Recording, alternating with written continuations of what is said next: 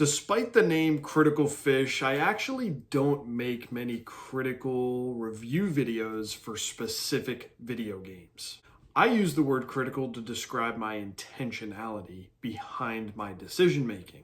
I try to focus on the critical stories in the video games industry, the big trends that are happening around the globe, and looking at the games that matter the most to me in my own personal curated collection. I definitely stray away from putting a review score on a certain video game. And honestly, that comes down to me not really valuing or caring about video game reviews anymore. Reviews have always been something I've checked out or watched or listened to just kind of for fun, but I've never taken them super seriously. And I feel like there needs to be a discussion surrounding video game reviews, how they're structured, what they can actually bring to the table, especially if you're a new player in the video game world, and just overall how things can change. By the end of this video, you're going to know a couple new things about the video game industry and how reviews work. You'll understand how mainstream reviews have lost some of their context and consistency over time. I'll explain why your own tastes and experience will shape your opinions on games more than a review ever will. And you'll understand how I use my game collection to kind of create my own type of video game reviews. So let's start with a little bit of background info. Why do reviews exist in the first place? Video games are tricky because they're a medium that is a perfect blend of art and technology, which means that at the end of the day, it's still going to be a very opinionative subject, and there's no facts as to what is a good game and what is a bad game. So why do these reviews exist in the first place? Well, I would say the biggest one is for consumer guidance. This is to help players make a decision as to whether or not they're going to buy and play the new video game that came out. They want some type of confirmation as to whether it's a good decision. Makes sense. There's also an accountability aspect to game reviews. They need to be honest about if the game is fun to play, if the mechanics within it are great or bad, if the music is good or bad, if it's worth the wait for this type of game to come out, and if it's especially worth the price that you pay at the end of the day. And I would say the third point is the marketing and discussion of a video game release. When a new game comes out, it's usually a big talking point in the community, depending on how much people have been anticipating it or been excited for it. And, lots of people love to share their opinions on said game. This ultimately sparks interest in the game or hatred towards it, but it just brings people together, whether it's for good or bad. Ultimately, these reviews keep a game relevant and put it in the spotlight in some sense for when it gets released, or even if it's down the line and you're reflecting on how you feel about the game. I think it's a net positive and keeps the hobby going in some way. Now, when you're looking specifically at mainstream reviews, there's actually a much deeper problem for the mass appeal. Over time, major outlets have been given the responsibility to play through games leading up to release and have that review posted day one. A lot of players who are anticipating these big releases rely on the reviews that these big publishers will put out there. And at the end of the day, there's going to be a number on that review that gives people an idea of whether or not this is worth the wait. But because of this enormous pressure leading up to the release of a game, publishers tend to rush their own playthrough experiences. They might not see every element that a normal player would experience during their free time.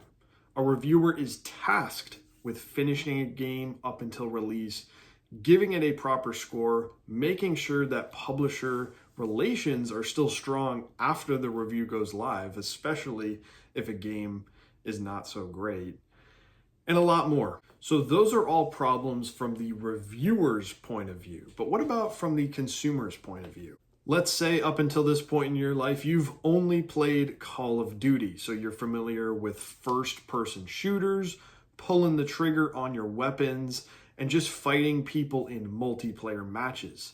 But one day you stumble upon a review for God of War. And this is a completely different experience. It's a third person action RPG that you can't shoot guns in. It's a different type of game and it's made by a different studio. So what are you going to experience if you played God of War, you know? So how do you compare a Call of Duty 10 out of 10 to a God of War 10 out of 10 from a consumer perspective? That takes a little bit more diving into. Another reviewer issue is that you might not know much about how the reviews are created in the first place. Someone who's reviewing the new God of War game maybe has only played Call of Duty games in the past, and this might be their first action adventure game. In my eyes, if you're going to be a reviewer, I think you need a much more general, broad, but also deep experience with all these types of games. Because if you don't know who the person is reviewing the game, that changes a lot. You don't understand who is writing the article. You don't know what games they've played in the past. You don't know if they have a bias against a certain company or franchise or genre. And it makes things tougher to analyze as a consumer. If you're looking at a major outlet like IGN, they clearly have dozens of different people doing different reviews for all different types of games. When you read an IGN review, you're not going to be hearing the same perspective from one person over time. And this is just one of my big problems with reviews nowadays. You have to distinguish for yourself whether you need a review or a recommendation to play the game. The ironic part about analyzing these video game reviews is that I can actually go in depth and critique how the video game review has been created in the first place. But on a surface level, most people are just going to want to see that number at the end of the review. Now, I'm not here to critique the entire system of mainstream media reviews, but I do think that there's something to be said about what reviews are meant to do and how they can cater towards the right people. So because of all these problems that I just listed out, I actually think that looking at video game reviews as a new player to a certain game or genre or company, it's actually ironically giving you a tougher time to figure out what games are good and what games you should be playing. I've got a perfect and recent example of this happening to a friend of mine. One of my friends who's been trying out a couple new games recently just heard about Clair Obscur Expedition 33. They told me that they've been listening to the music of the game and actually wanted my opinions on the game because they were considering trying it after they finished their recent playthrough of Elden Ring. While I could tell there was a sense of curiosity and almost urgency in a way, I could understand that he was caught up in the hype loop and news regarding this new game release. If you haven't seen online, the general consensus is that Clair Obscur Expedition 33 is not only a great game, but it's most likely going to win Game of the Year. And because of that, he found interest in the game just off of that. Now, honestly, this is very fair.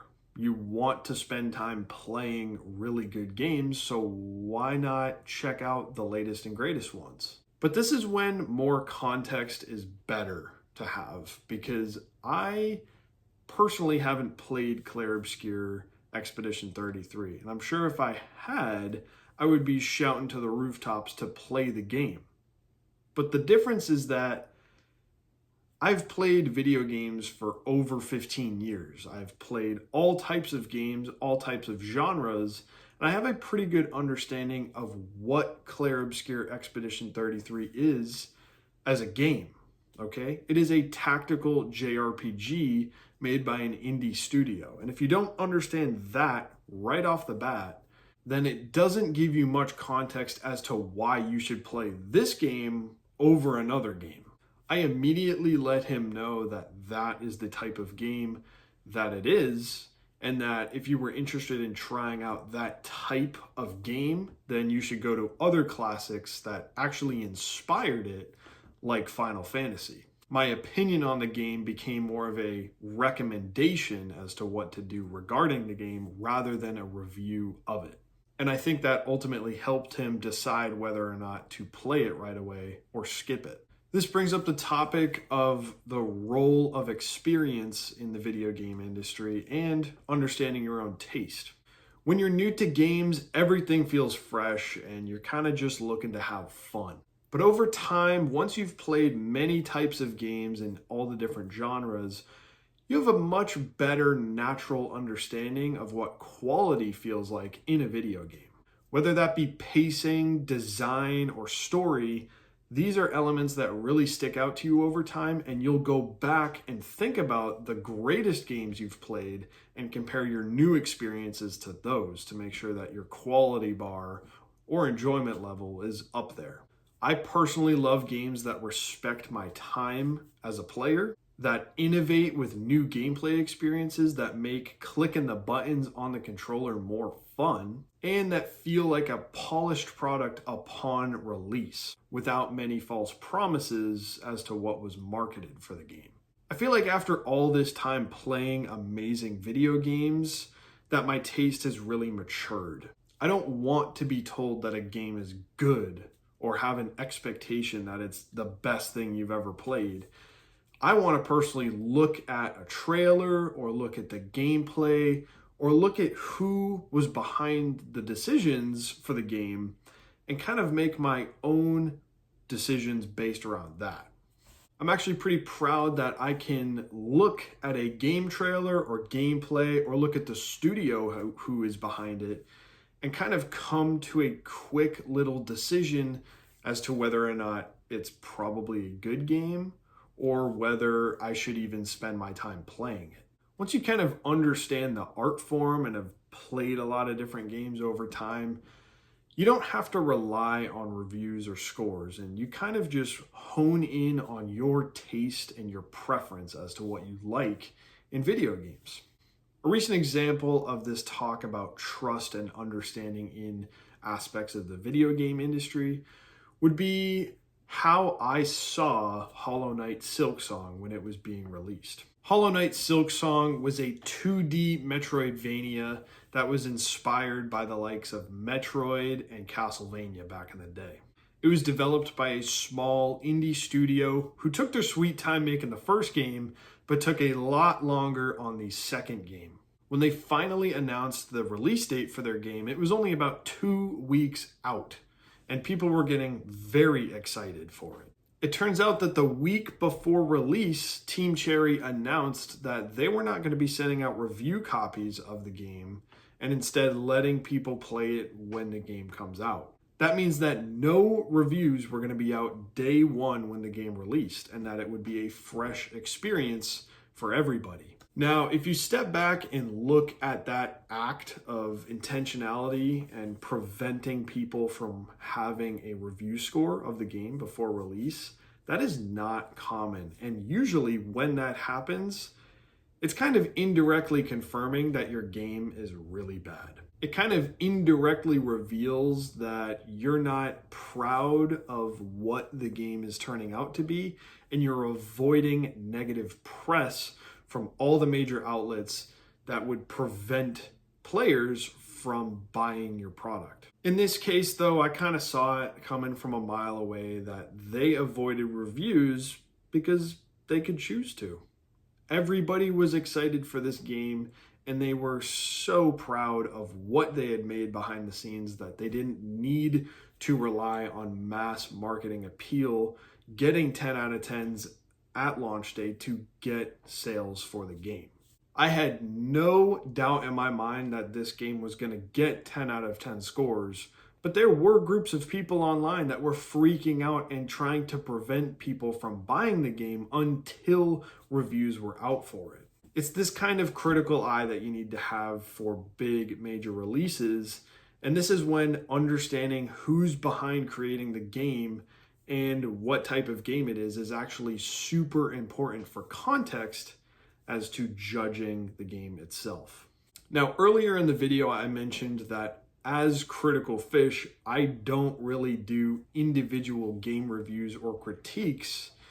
And there's a couple reasons for that. The biggest one for me is that turning my downtime, my hobby of playing and looking forward to new video game releases, would actually start to make playing the game feel like work.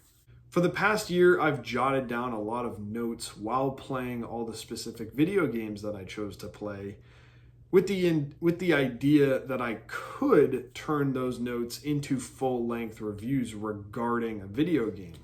But what I found is that the experience of playing the video game and having certain moments, whether they were good or bad, stick out to me, just made me appreciate what I was doing. I didn't want to make an analysis video based on my very personal experience with the game. In fact, I think I found a lot more value in watching breakdown videos of gameplay sequences in video games from other people. I think other people on YouTube are actually doing a lot better of a job than I would ever describing entire video games, breaking down gameplay, breaking down the music, story arc decisions and stuff like that. And I'm here to really just showcase what my favorite ones are. And I don't really want to explain and go super duper in depth as to why I love those games. Most of my reviews come down to what is sitting in my video game collection. If a game stays in my collection or I even own the memorabilia for it, then you know for a fact from my perspective that I truly cherish what that game is and that I'm very happy to own it and represent it physically in my video game collection. If a game is not there, then 9 times out of 10, I don't appreciate the game enough to own it or want it in my collection. My personal collection of video games says much more than I could ever say with a review score. Now, I want to bring light to this last topic that I have for the video, and that is the full circle effect of going through game reviews and then not relying on game reviews at the end of the day. I feel like early on I relied on game reviews to understand if a game was worth buying. I needed some reassurance to see if it was worth playing. And even if games got 10 out of 10s, I slowly figured out that because a game was a 10 out of 10, it didn't mean that it was a 10 out of 10 for me. And that led me down my own avenues to figure out what I enjoyed playing, what mechanics I liked in other video games, what companies were making the video games that I really enjoyed, and just more of that. Like, I started to go in depth, and I really started to look for games that piqued my interest. I was getting much more excited to play video games when I looked at a game and thought it was interesting, rather than someone else telling me which game to play. And that's kind of the full circle effect that I'm referencing. Getting interested in a game, looking at the reviews, then playing the game, then realizing it might not be the game for you, and then ultimately coming back to getting excited for games based on your own interest and knowledge, without the need of a review. For me, it's always been about being intentional with what I spend my time playing, what I collect over time, and what I discuss. So that's kind of how I feel about video game reviews and recommendations. My main advice would be to try not to get wrapped up in review scores and big new game releases when you can take the time to figure out what you like. Honing your own tastes and preferences for the hobby of playing video games is kind of the most satisfying thing about it. You'll help yourself by finding out what you like and what you want to play, rather than just relying on what other people are telling you to play. If you still enjoy video game reviews for the sake of analysis and breakdowns, my main recommendation is to find small niche channels on YouTube that specify or really just are passionate about a certain genre or game series, and watch them for video game reviews and breakdowns, because they know a lot, they're able to break stuff down, and they can give you the context as to why a game sequel might be better than its predecessor, rather than a mainstream reviewer just telling you how the game is and what the score is. So yeah, let me know what you guys think in the comments below. Do you still watch video game reviews? If so, which outlets or YouTubers do you listen to or watch out for when looking at video game reviews? Do you trust Metacritic? Do you trust IGN? What are you looking for when you look at video game reviews? Please drop a like, comment, and subscribe if you've made it this far in the video. I make video game industry analysis videos and I unbox physical products from time to time. So I like to share my thoughts on video games and the stories surrounding them all the time. It's awesome and I love doing it. I can't wait to make more videos leading into 2026. This has been Critical Fish. Stay tuned for more and have a good one.